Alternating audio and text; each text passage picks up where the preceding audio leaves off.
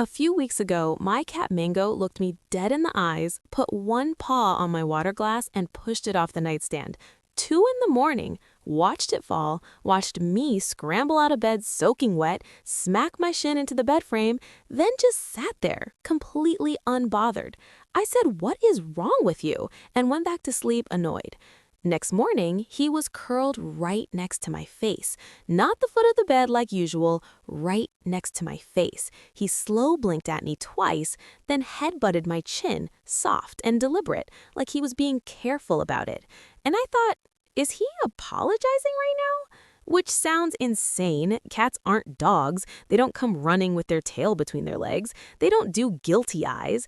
The conventional wisdom has always been, cats don't feel guilt, cats don't apologize, cats do not care. But here's what's changing. Animal behaviorists are finding that cats actively track our emotional states, adjust their behavior based on our reactions, and have a specific set of behaviors that, once you know what to look for, map directly onto reconciliation. They just don't do it the way we expect, which is exactly why most people miss it completely. Today, we're breaking down 5 of those behaviors, what they look like, what's driving them biologically, and how to tell a genuine repair attempt from your cat just doing random cat stuff. Because there is a difference, and once you see it, you can't unsee it. This one looks like nothing. That's why it's first. After a conflict, a scratch, a bite, a hiss, there's this charged atmosphere between you and your cat. They've walked off, you've pulled back, then a little while later you notice them sitting near you, not on you, not asking for anything, just nearby. They look at you, their eyes close halfway, then open back up. Once, maybe twice. That's it. And I know that's a blink, not an apology, but in cat communication, sustained eye contact is aggression. When cats stare each other down without blinking, that's a dominance challenge. That's squaring up. So when a cat deliberately softens their gaze and slow blinks at you, they're going the exact opposite. They're signaling, I am not a threat. I am open. We're okay. Jackson Galaxy calls it the cat kiss. It's one of the only gestures cats use to communicate peaceful intent from a distance. No physical contact required, just that one quiet signal from across the room saying, hey, we're still good. What makes this specifically a reconciliation behavior, not just general affection, is the sequence. Incident happens, cat creates distance, self-regulates, then they come back into your space and the blink comes before anything else, before contact, before food, before anything. They reestablish the emotional connection first. That ordering is not random. My friend Dana has a rescue cat named Pepper. Skittish, unpredictable, the kind who's fine one minute and done with being touched the next. Dana accidentally stepped on her tail one afternoon. Pepper screamed and bolted under the bed. Dana tried to coax her out. Pepper wasn't having it. So she left her alone. 2 hours later, Pepper came out on her own, jumped on the couch, sat about a foot away, and slow blinked 3 times in a row. Dana said she almost cried because she knew exactly what was happening. Pepper wasn't just sitting there. She was saying, I know you didn't mean it. We're still okay. So next time your cat slow blinks at you after a rough moment, blink back. That small, silent exchange is your cat asking, are we good? And you blinking back is you saying, yeah, we're good. If the slow blink is apologizing from a distance, the headbutt is closing that distance. Here's how it looks. Your cat starts drifting back into the room, but they're not coming straight at you. They're doing this almost performatively casual walk. Stop to sniff something on the floor, sit for a second, look away, drift a little closer, then closer. That is not random wandering. In feral cat colonies, when one cat wants to reconcile after a conflict, they never approach directly. That reads as aggressive. They come in slow, low, indirect, no direct staring, tail up, not puffed. They give the other cat time to opt out. Your cat is running the exact same protocol on you. And when they finally get close enough, after that whole deliberate journey, they headbutt you. Forehead or cheek pressed against your hand, your leg, sometimes held there for a moment before they slowly rub all the way along. This matters because of scent glands. Cats have them concentrated in their cheeks, forehead, and the base of their tail. When they rub those areas against you, they're depositing their scent, marking you as familiar, as safe, as still part of their world. After a conflict, that's not casual affection.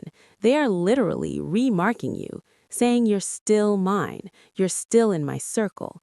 I'm putting my scent back on you because I want you here. My neighbor's cat, Biscuit, big Maine Coon, looks like a small lion, gets overstimulated during play, and occasionally draws blood. One evening, he got my neighbor's forearm pretty good. My neighbor put the toy away and sat down, annoyed, holding his arm.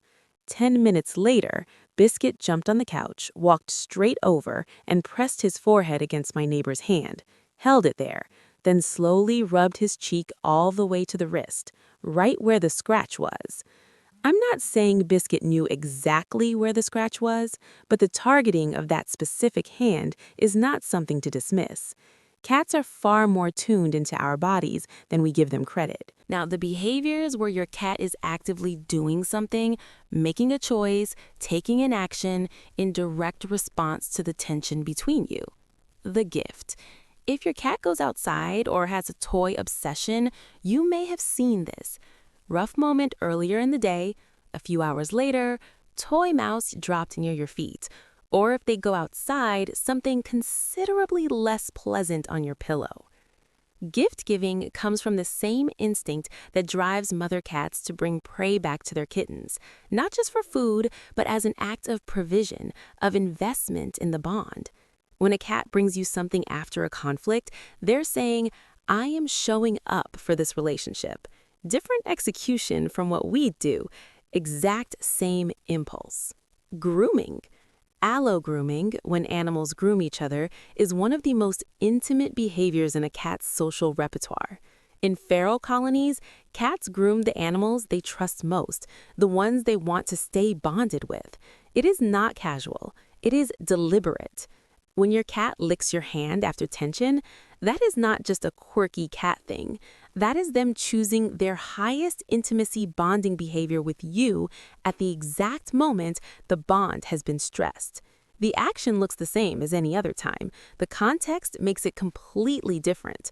This is repair work. A woman who runs a cat rescue in Tennessee shared a story I keep thinking about. She was working with a semi-feral cat, months of slow trust building. One day, she accidentally cornered it while giving medication. The cat panicked, scratched her face right under her eye. She backed off, sat on the floor across the room, and waited. 30 minutes later, the cat crept over, slow, indirect, the whole approach, and started licking her arm.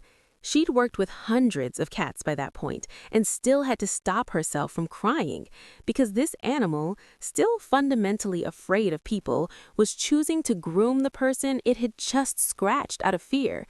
That is not a small thing. The I'm just going to sit here move. This is the quietest one and the most missed. After a conflict, your cat doesn't come for cuddles, doesn't headbutt you, just shows up in the same room, sits a few feet away, not asking for anything, just there, in your orbit.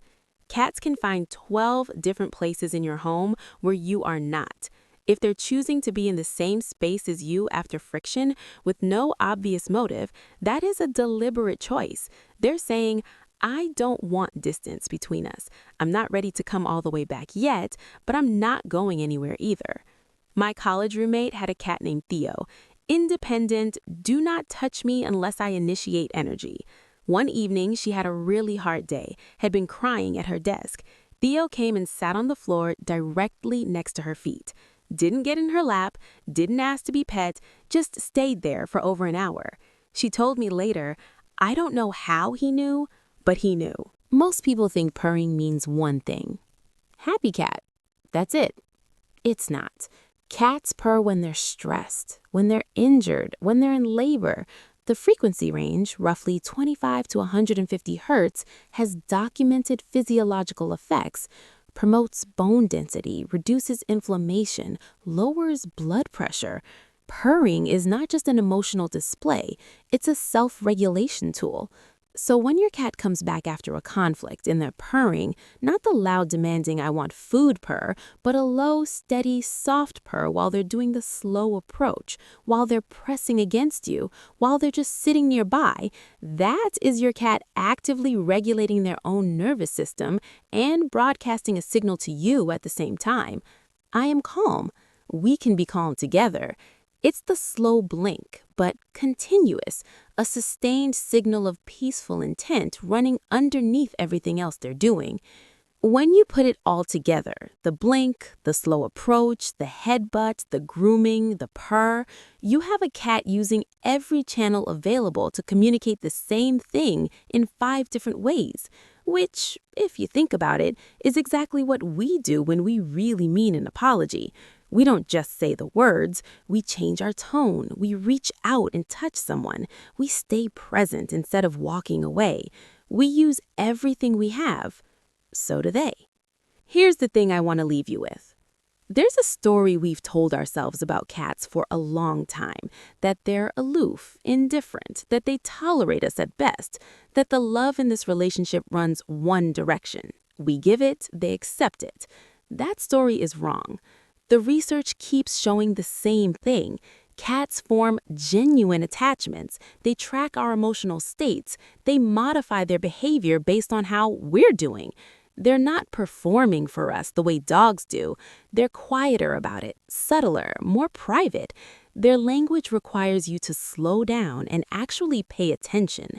And when you do, when you learn what you're actually looking at, you realize how much has been happening right in front of you all along. Pepper slow blinking 3 times from across the couch. Biscuit pressing his forehead against the hand he scratched. A semi-feral cat choosing to groom a stranger she was still afraid of. Theo sitting on the floor next to someone having the worst day of her week, not asking for a single thing, just staying. Every one of those is a cat choosing repair over distance, choosing connection over withdrawal, choosing to come back even when things got hard. Your cat is never going to sit you down and say, "I've been thinking about what happened and I feel bad about it." That's not how this works. But the next time things go sideways between you two, and they will, pay attention to what comes after. The slow drift back into the room, the eyes going soft from across the couch, the forehead pressed against your hand, the quiet purr that wasn't there 10 minutes ago, the way they just show up and stay near you without asking for anything. That's your cat saying, "I'm coming back. Are we okay?" The fact that it matters enough to them to ask, that should tell you everything, even if they did push your water glass off the nightstand at 2 a.m.